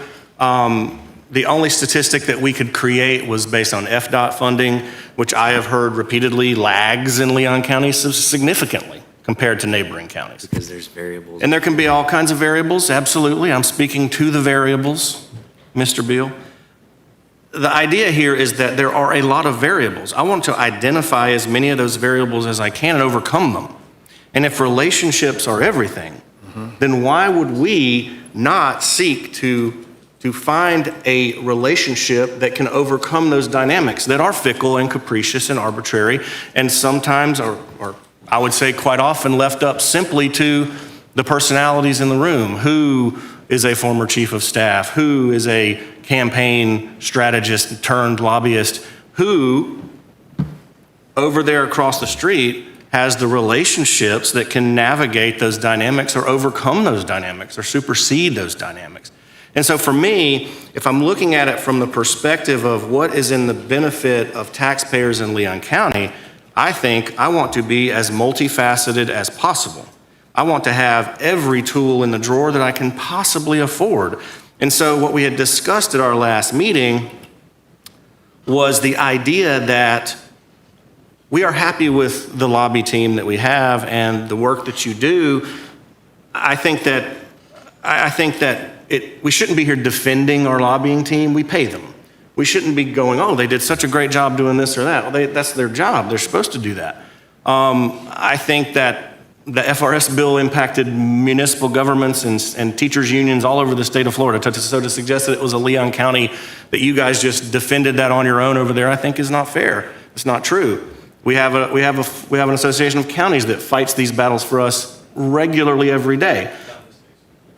Okay, so FACT took no position on the FRS bill. I can't imagine that that's the case. But aside from that, I think that, again, it speaks to the notion that we want to be as flexible, to pivot to the dynamics. You guys have a good relationship with Ben Albritton, I understand. You have a good relationship with the incoming speaker. Commissioner Minor asked if we could possibly predict any outcomes on the line item, budget items, and we couldn't. And so I think that it's not a bad idea to say, hey, let's put this theory to test, right? Can we hire somebody? Is there some magician, some person in this community in Tallahassee where most of the lobbyists live, where a lot of the staffers live? Is there somebody who we could hire and go, we'll give you a bounty to go bring us a return on that investment? If it doesn't work, then we have proof of concept. It does not work. It doesn't matter who you hire. But if it does work, then it is also proof of the idea that it's so dynamic across the street, you really got to be on your toes to try and find ways to wrestle money out of that legislature. When we're getting, 18% approvals, 12% approvals, 31% approvals, that's just one layer. Then you have to find a way to navigate the governor's office's veto pen. So I just don't think that's a bad idea. I mean, I get the sort of logistical issues associated with having a lobbying team that we've already hired and that we've already paid. I agree with you, Commissioner O'Keefe. This is probably not the right time to have this conversation. But, man, we got 3 months until that legislative session starts. And you've got an election in 2 weeks that will drastically impact the shape of that legislature in terms of who's going to be appropriations chair in the House and Senate, right? That'll be determined in the next month, right? November is We already know that. I'm sorry, Mr. Bill, I wasn't. We already know that. Okay, so let's figure out who has good relationships with those people then and see if we can't massage our way to some better successes. And on the agency funding side of it too, Ken, I want to figure out how we can get more money out of the agencies. I would like to know, and I guess this is impossible to find, how much did Alachua County wrestle out of the agency process? How much do Hamilton County and Dixie County? And I recognize the dynamics of the people elected and who's in the legislature at the time. Is Senator Simon going to be more impactful than Senator Parks? I recognize all of that. But if there's no better way to get better results, then I think the only way to find that out is to put this theory to test. So I don't know what the shape of the motion is going to be, Commissioner Caban. I don't know how that would work for the county administrator's office in terms of amounts or terms. I would not want to commit to any length of term. I would like to just give it a one-year shot and say, can you bring home some bacon in 2025? That's significantly larger than 18.7% approved or 17%, one project at $400,000 or zeros or zeros. Thank you. Thank you, Commissioner Welch. I just want to make sure, we got limited time. I want to make sure I hear from all of the commissioners. I think Commissioner Caban, I see you in the queue. Commissioner Maddox. Were you, I didn't see you in the queue, Commissioner. I didn't see you. Commissioner Maddox and then Commissioner, Madam Chair, I can yield to Commissioner Proctor. I'm sorry, what I can now? yield to Commissioner Proctor if he's in line. You don't have any comments? Not yet. No, ma'am. Okay. Commissioner Proctor. Thank you, Madam Chair. Commissioners, we need an additional team to represent the county. We have a county government, we have a city government. We have at-large commissioners, we have district commissioners. And the reason that I'm able, Ms. Pittman, to tell you most things about Wakulla is because, Woodville, is because we've had a district commissioner assigned. And on the night that you lost District 2 by 100 votes, I won District 1 by 12 votes. So had you been District 2's commissioner, you'd know everything about Lake Talquin and Highway 20 and blah, blah. That's what I've done for 28 years. So in our community, we have a black university. It's #1 among public institutions. We have a white university. It's in the top 25 among public institutions. And I'm unable to understand how our community would be disadvantaged to have two lobbying firms with $20 billion on the table. I did found out how much money we had. State of California has $211 billion for about 35 million. Texas has about 144 billion for about 28 million. And we're wrapping 117 billion for about 22 million people. But last year, we had 949.6 million dollars, almost $1 billion, that was vetoed. Now on this dais, I may be the only person here, I don't know, but the only person who's been a special assistant to a governor of the state of Florida. And in that role and capacity, it's after the legislature closes, sine die, that 10-day period, 12, whatever number of days it is, that the governor has to either sign, veto, or if he does not veto, it goes into effect. That is a critical period. So to the point that was represented by Commissioner Welch, we wrote the same quote, relationships mean everything. And I have literally, this is not textbook, Vince, this is literal being there in the trenches. Grown men cry, grown men plead, grown men beg for a governor to not veto their monies. And unless you have been in the trenches, as I have been, you won't know the importance of, on the back end, you can go and work the front. But if you ain't on the back end and have extended relations, you won't be able to defend and keep what the legislature has approved. So I say in this instance, with the duality of two governments, one sitting on this end and probably about 50 yards down the street, there's another government. But when the hurricanes come and the storms, both removing debris, both working for the interests of this community. And if we had another talented firm, we would have both and possibly covering those relationships, and particularly in the back end, to protect the gains that you meandered through that process and eked out.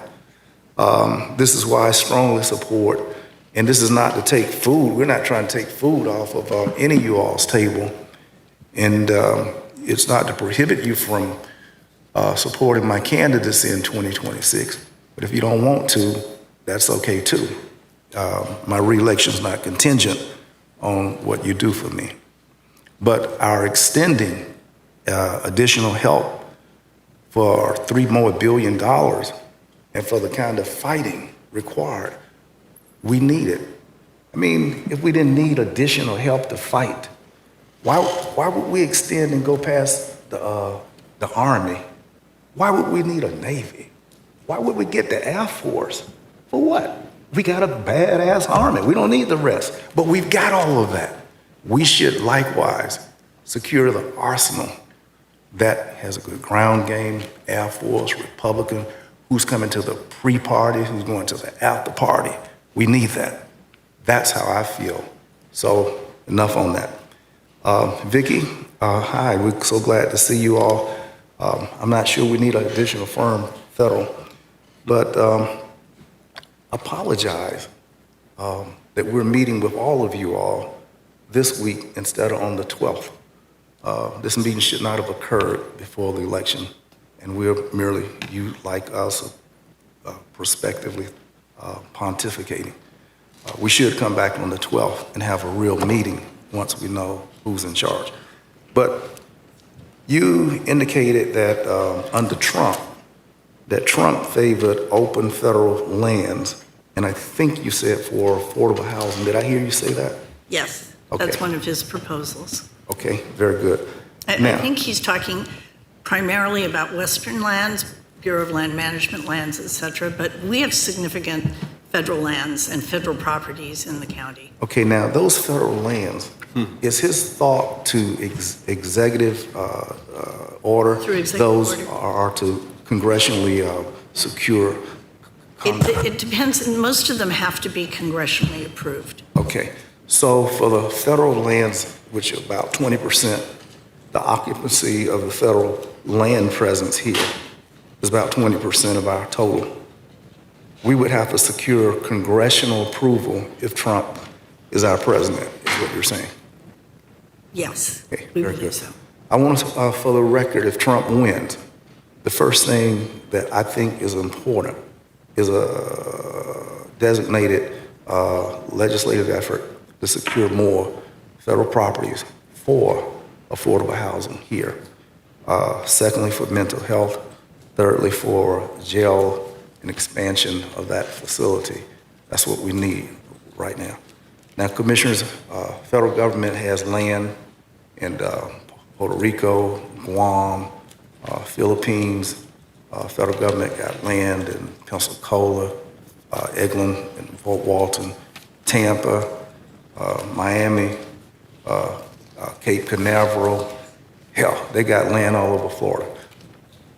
They don't need and they don't use a purpose for the land in Leon. No base. Cape Canaveral is not associated, no research, nothing. We need the land. And if Trump wins, that has to be the first priority because Trump already understands that. Federal land is, and the Civil War is over. The occupancy of the federal presence across the South for the purpose of which they remained here, that threat is gone.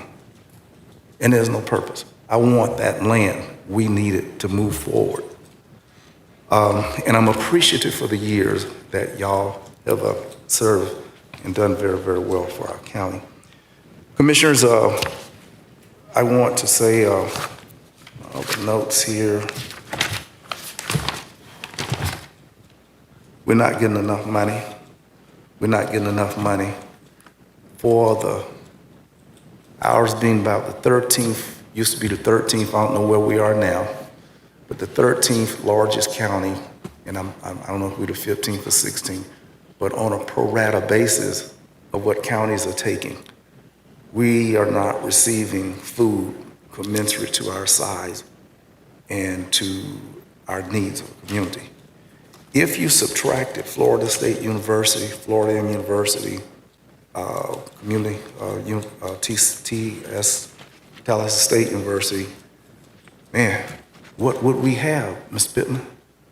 What would this county get if Florida State and FAMU and Tallahassee State was not here? It would be paltry. We would be Dixie County. We would look like Lafayette County. We ain't getting enough.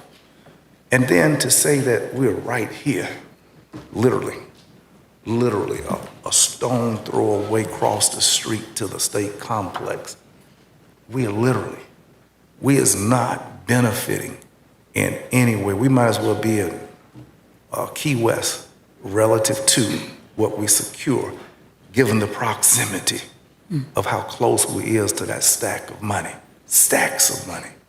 We need more. We got to have more. And right now, we are barely scratching the surface. And $17 billion is stacked up in our faces. And I'm not satisfied with what Commissioner, you've got 15 minutes before the I yield the next. floor, Madam Chair, unless you want me to make the motion. I'll defer to Commissioner Caban to make the motion. Okay, let me make a comment first, and then I'd like to entertain a motion. First of all, again, I want to thank our lobbyists and our county administrator and county staff for this workshop and for all the information that you all have provided. And I certainly agree and understand that this legislative process, like Mr. Pittman and all of you all have indicated, it's not one-dimensional. We can look at the numbers and the dollars that we have received each year and do a comparison, but that doesn't address all the issues and all the variables that are involved. So I appreciate the fact that you all have relationships with the powers that be and with those that make the decision all the way up to the governor. And so I commend you guys for that. So commissioners, as far as staff recommendation, I'd like to entertain a motion when I finish to approve the priorities that we have before us. I didn't hear anybody recommend any other priorities, but as it relates to the comparative analysis that we have and that has been very thoroughly explained and delved into by all of the commissioners again, I think great job. But I also feel that Leon County deserves more. We are the state capital county. And what I want to ask our county administrators, our county attorney, really, we have a contract that's in place. And if we look at the options that are before us, and I'm looking at options 3 and 4, and I believe, and I'll ask you, either one of those options, I want to make sure if we adopt either one of those options, it won't adversely affect the contract that we have in place right now with our lobbyists, with our state lobbyists.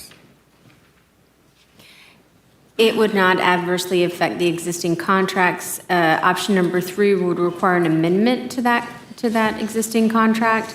Option number 4 would just be an additional solicitation and ultimately a new contract with a different lobbying firm, but either one of those is legally permissible and an option. So option number 4 would affect the legislative session that we're coming up to right now. Am I correct? Yes. It would be in effect, but you have to allow time for the actual solicitation process. So 3 would probably move faster than 4, but either way, you should have a new lobbying firm in place by session. Okay. And then option 3 would involve, when it says modify, it would involve an agreement with our current lobbyists to make those additional changes. Am I correct? We would have to amend the existing contract with Capital Alliance Group. That is correct, Madam Okay. Chair. But option 4 would not adversely affect the ongoing contracts that we have now. They would be status quo. That's correct. Okay, all right. So the commissioners, as far as the comparative analysis, and of course you might move differently, but I'd like to also entertain a motion to adopt option 4 on the comparative analysis, and the option is indicated on the report, except the report. Commissioner Maddox. Madam Chair, I'm sorry, may I provide comments before the motion? I'm sorry. Once we get the motion in a second, then we can comment. Okay. Am I correct, Madam Attorney? Oh, if you want, this is a workshop, so yeah, you can comment now, but we have a 3 o'clock workshop. All right. Thank you, Madam Chair. counting tea leaves right now, it looks like we're moving in the direction of adding a firm. Here's where I am. If we're going to add a firm. Pull your mic down. Thank you.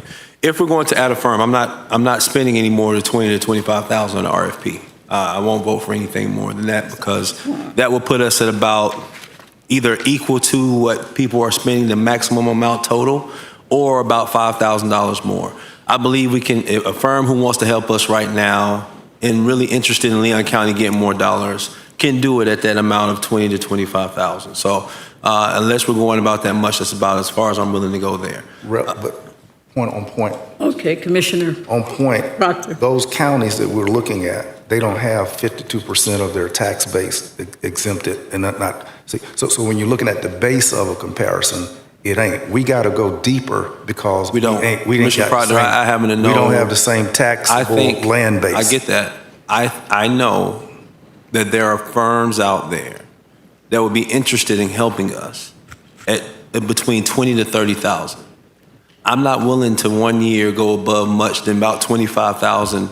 Again, that will put us at about 5,000 more than what I think Osceola is paying total. And so if counties are really interested in it, I believe, if firms are really interested in it and really want to help us out, and we have a firm that's on right now, we're adding addition. I think that addition can be about 20,000 to 25,000, and those firms be willing to come in and give us a good look, understanding that we're trying this out to see what it looks like for next year. So that's just where I am now. It's going to pass either way, but I would like for us to be between 20,000 to 25,000 when it comes to the RFP, or if we're going to give Mr. Sharkey the ability to go out and find a partner. As far as the priorities are concerned, I'm good with the priorities. I thank the team for what they're doing for us. I am interested at some point in looking at that priority of how do we deal with those rights prior to conviction. That's probably a bigger issue than what we can talk about right here, right now. But maybe with our federal folks, you can talk to me a little bit about what kind of changes in room I have to push for that. That would help me out a lot. As far as whether it's 3 or 4, I could go either way. I believe that if we go with 4, I think 4 is the option where we give our current lobbyists the ability to go ahead and find. 3 is the one where we give our current lobbyists the ability to go and find a partner to help them with appropriations. If we do that, I believe, Madam Attorney, Mr. Administrator, you said that moves faster, or would timing-wise with RFP, which one, if we're looking at timing? Madam Chair, Commissioner, both would allow us to have a contract in place prior to legislative session and prior to committee weeks. Okay. So I could go either way there. I'm at 20 to 25,000. Otherwise, I'm not going to 50. I maybe can get to 30. That's my limit. What is half as far of as the the priorities, current I can go. Matter of fact, Madam Chair, if we could separate them, can I make a motion for option number 1, and then we take on the second one after we finish option 1? Second. Any discussion? All those in favor, let it be known by saying aye. And option 1 is just to approve the legislative priorities that are before us today. No other discussion. All those in favor, say aye. Aye. Any opposition? Hearing none, it passes. Commissioner Matters. Since I won't take Commissioner Caban's thunder since it was his idea, so I'll allow him to speak and make the motion on the other item, Madam Chair, if it's your discretion. Commissioner Caban. Thank you, Madam Chair. Yes. First of all, I appreciate the sentiment and the dialogue from all the commissioners. I always enjoy, honestly, when the board has the ability to discuss items in thoroughness. So, Madam Chair, I appreciate you allowing us to have like robust dialogue. May I address Commissioner Maddox briefly? So, Commissioner Maddox, I was thinking prior to this, right? So, in Capital Alliance contract, that is currently laid out $85,000 a year for legislative priorities and appropriations. I agree. I don't think we need to amend their contract. I'm leaning towards Amendment 4. Could you get to $40,000 to delegate for appropriations? Because I would like to be at 30. 'Cause- The highest I can go is 30. And look, I think it passes either way. I'm just saying the highest I can be is 30. Okay, well, listen, I want what the board wants, right? So, I'm sorry. no, it's okay. So I want firms to want to come in and bid on this. So my fear is if we go 20, 25,000, that it's not, folks want to get paid for their time, right? So I want to make sure that there's enough juice behind it where we get it bid competitively out. You're at 30? Madam Chair, what do you see dollar amount? Where would you like to see it at? Well, Commissioners, my concern was not to adversely affect the contract. No, we're not. No, that's not the That we plan. already have. No, we're not doing that. Okay. No, what I'm saying is, I'm going with option 4, but before that, we need to set a dollar amount for it not to exceed, Madam Chair. So I want to know where you would like to see it. Commissioner Maddox is at 30. I want to see, I want to be where the board wants. I'm good with 30. I think it should be a little bit more personally. I would make the motion for 40. Yeah. But I also, Well, before you make your motion, I think if we look at option number 4, and we put a dollar amount on it just specifically for this legislative session, that might be appropriate, and I'm not sure if it would be appropriate if we would be stymieing ourselves and maybe not have any responses, any effective responses to the RFP. If we put it out, we want an additional firm to come in to look specifically at, a certain area. yes, ma'am. So I'll make this easy. Wait, I'm sorry. Can I ask an on-point question? Okay, Commissioner Maddox. Sorry. Mr. Administrator, with these contracts, do they include a minority percentage with this additional With that contract? dollar amount, with that, Yes. Madam Chair, Yes. Commissioner, if you want the new portion of the contract to include that, you'd have to give us that direction. Okay. Here's where I go. I'll go 40, but 10,000 of that has to be specified for a minority contract. So moved, Madam Chair. I move to accept the motion so we'll do this. I move to move staff recommendation option 4, not to exceed $40,000, with a portion of the contract has to go to a MWSBE firm. 10,000. and is your motion that 10,000 Can we make it 10,000? 25%? 10,000, there we go. Or whatever the percentage. I was going to say negotiable, right? I mean, like, that way. I don't want negotiable. Okay. Whatever our percentage is for our 25. MWBEs, whatever that percentage is, that percentage goes to a minority firm. As the aspirational goal? Yes, ma'am. 25%. Okay, so that's the motion. Did you Yes, ma'am. second it? I'll second that, but I also ask for them, you would probably need to make an amendment that we pull those monies from contingency. Yes, ma'am, from contingency. Okay, awesome. So it's been moved and second. We've got a motion on the floor. We've got 3 minutes to our next workshop. All those in favor, let it be known by saying aye. Aye. Those in opposition, same sign. Nay. Okay, we probably need a roll call because I'm not sure who all said nay. Madam Clerk, we do a roll call. Aye. Nay. Commissioner Minor? Nay. Commissioner Pagano? Aye. Commissioner Proctor? Aye. Vice Chair Welch? Yes. Chair Cummings? Yes. So the motion passed, I believe. Mr. County Administrator, is there anything further on the agenda for this session? We have nothing else on this item, Madam Chair. Thank you, Commissioners, Chair, thank you listen, I all, wanna thank you thank- yeah. lobbyists, we really Just want to appreciate it. thank you all. I mean, listen, this is a healthy discussion. We Thank you, Mr. appreciate it. Sharkey. We appreciate And our priority is the county, whatever is successful. So we look forward to working with everybody. Okay, thank you all for all your good work. Commissioners, we've got 2 minutes and we'll be back for 3.